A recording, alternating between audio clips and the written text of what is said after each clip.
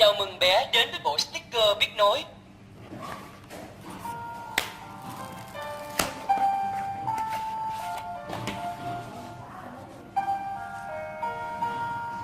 Asparagus. Măng tây. Mushroom. Nấm. Fisher. Ngư dân. Lawyer. Luật sư. French fries. Khoai tây chiên. Pizza.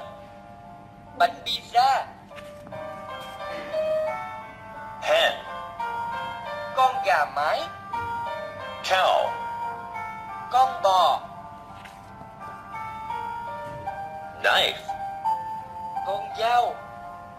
Sofa. Ghế sofa. Carrot. Sweet potato. Khoai lang.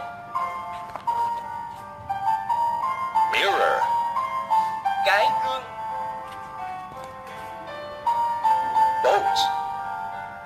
Con thuyền. Engineer. Kỹ sư. Banana. Trái chuối. Pineapple. Trái thơm. Refrigerator. Tủ lạnh. Papaya. Trái đu đủ. Rectangle. Hình chữ nhật.